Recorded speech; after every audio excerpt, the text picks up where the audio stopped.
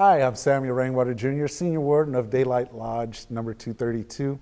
And today I'd like to call this a session with the past master.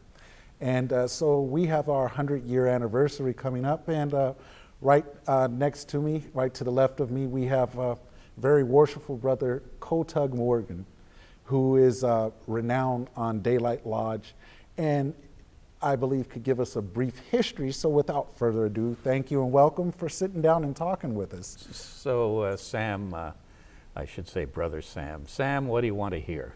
Well, how far back? I was not here when it got started.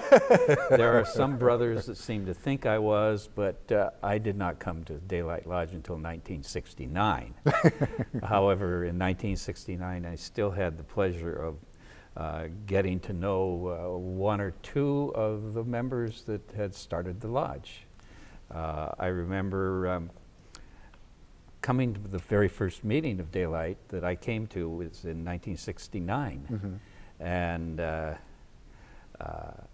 could have been late 68, but when I came, they appointed the usual committee to investigate me and see if I was a legitimate Mason. And of course, in those days, I was still a young punk Mason. And the committee comes out, and it's a bunch of old guys. I mean, old guys. 2 charter members, which means, you know, they're going to be in their 70s or maybe 80s. And I think, oh, Lord, is this that old a lodge? I don't want to get involved here. And after they're asking me a few questions, all they said was, where the blank have you been? Why haven't you been here with us all along? One of the members that we really loved very much was Beach Taylor. Beach was the first senior deacon for the lodge in 1920. And I recall Beach telling me a story. He was what they called in the 1920s, in the years of vaudeville, what I think we would now call an advance man, but he was called a bill poster. Bill posters apparently went around to the town before the show came on and put up the posters and passed out free tickets. He apparently was working a gig somewhere in the Midwest where there were trains quite close to one another, and he was supposed to go like to Kansas City, and instead ended up in Milwaukee because, of course, the previous evening he had been outside of the theater in waiting for people and indulging a little bit the next day. His excuse was quite reasonable. Well, the tracks were right side by side. I just got on the wrong train. On another occasion, we had Beach came and talked to the lodge about his days as a bill poster, and one of the brothers, whose father was one of the charter members, asked the question, Beach, he said, I remember distinctly, he said, you always had a hammer and a bag that you carried with you, and the posters you were going to put up. What was in the bag? And Beach said, oh, nails, of course. Later, he told me after the meeting that there were no nails in the bag, that there were lottery tickets, that he went around town selling these little gambling tickets, which they purchased in Chinatown.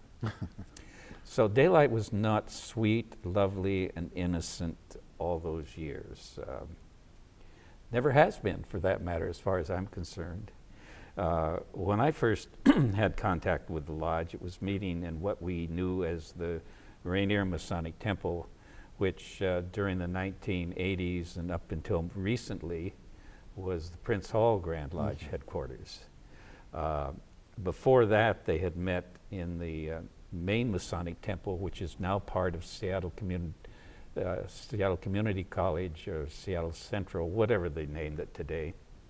And we met there until 1941, and I asked, why did we move? and it was money.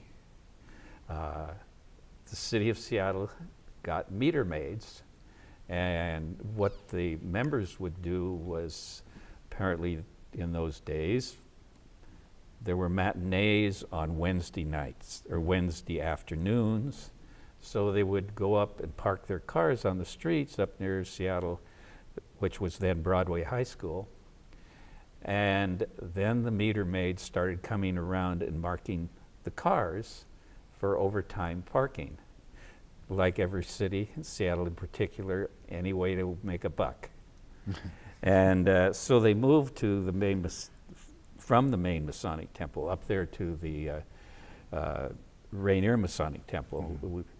That's when I became active in Daylight Lodge. I affiliated from Southgate Lodge in Burien and became an officer. I was master in 1973, treasurer in 74, secretary in 1975, and thereafter for too long as secretary.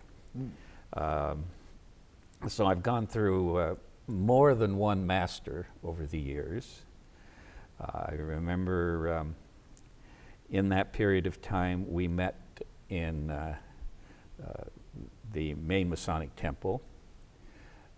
That became a problem.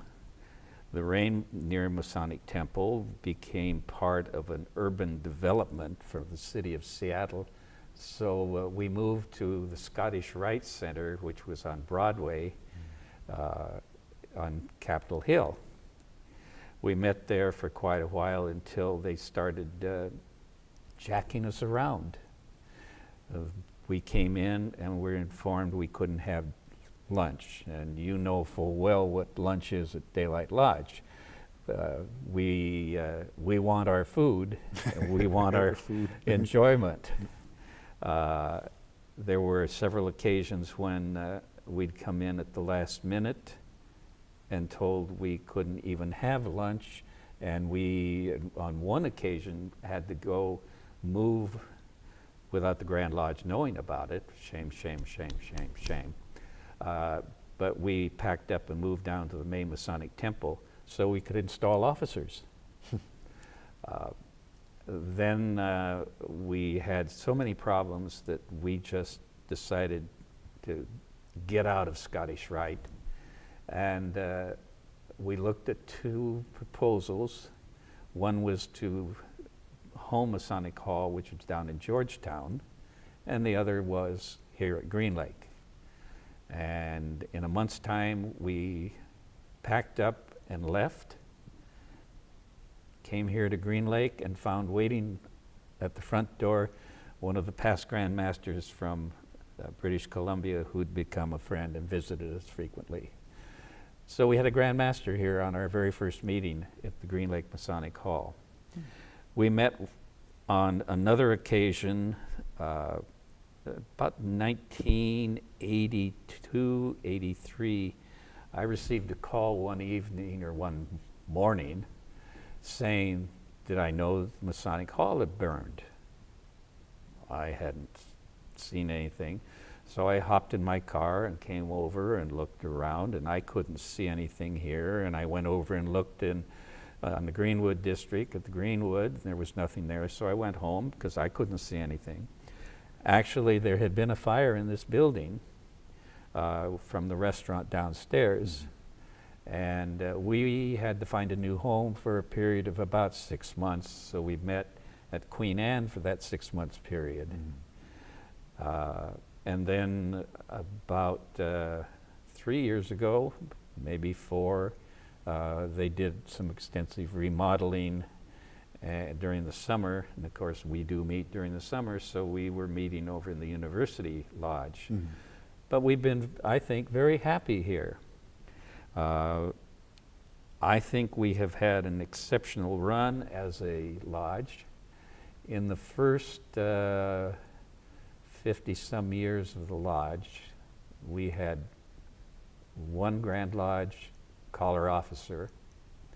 They didn't have grand musicians in those days.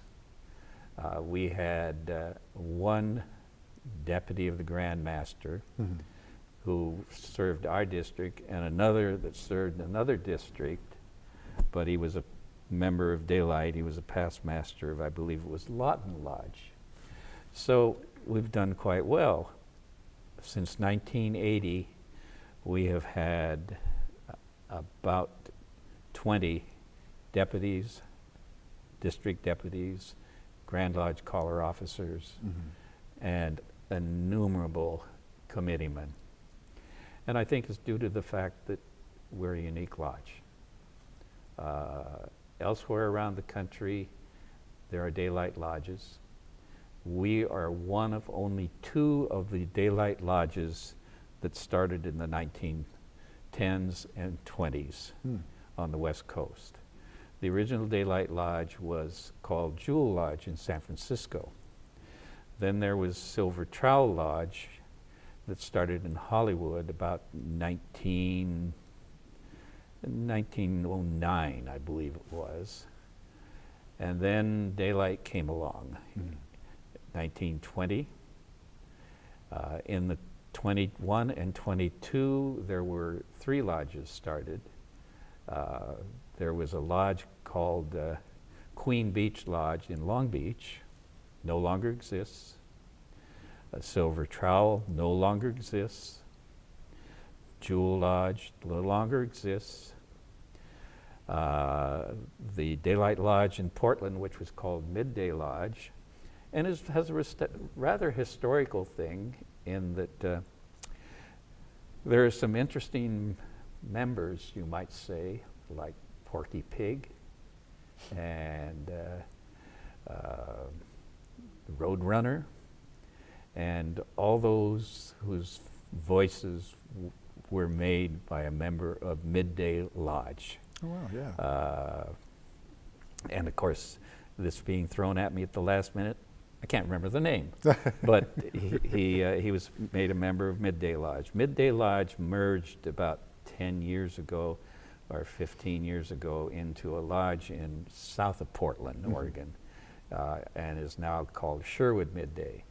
So the only 2 actual Daylight lodges that started in the 20s that exist is Daylight in 1920 and Midday Lodge, or Meridian Lodge, number 108 in Vancouver. So we are the old guys.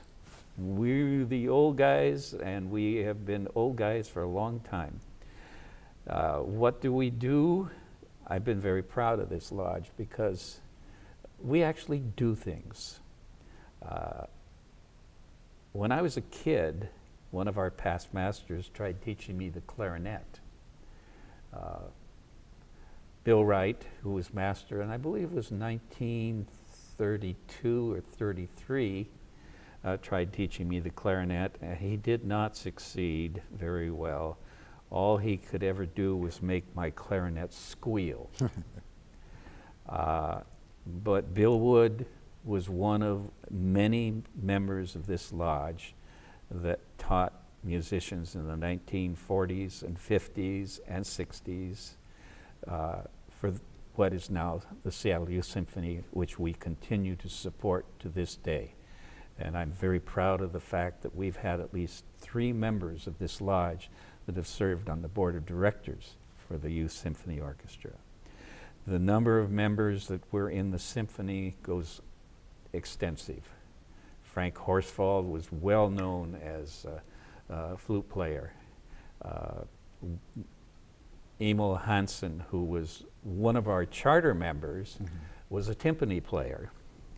And he traveled with other orchestras. The timpanist, particularly for the Boston Symphony, did not like to travel overseas in those days. And they would pick up Emil on the way to Japan for concerts. George Peckham, who was my predecessor as secretary, he was master about 1968. George Peckham was a voice teacher here in town, was one of the founding members of the Seattle Shakespeare Company. George Peckham taught singers, pop singers, not opera singers, although he was an opera singer himself. He would had such a reputation as a voice instructor that there would be named bands that would make a side trip through Seattle and spend a day in Seattle taking lessons with George to make sure that their voices were okay. He, when I worked theater myself, he was our union contact. We did not have an equity person in those days. This was in the 1950s and 60s. We didn't have a equity rep, but he knew the connections. We'd go to Brother George, and he would fix us up. On the whole, I've been very proud of this lodge, and I've been very proud of the number of brothers who have served Grand Lodge. And I would hope that even though I probably won't be around, maybe sometime in the future we actually do get a brother, and he will not be a VW, a Volkswagen, but will be a most wonderful, most worshipful Grand Master. Yes, indeed. So all of the members of this lodge keep working at being Masons. It's a wonderful organization. It's a strange organization. There's hardly anything that you can explain about this organization except a fellowship like this. Thank you. Thank you. And with that said, we're going to wrap up the session with the past master. And I thank you all for listening in and tuning in. And hopefully you got a brief history of what Daylight is about. And we look forward to celebrating 100 years so that we can have 100 more. Thank you.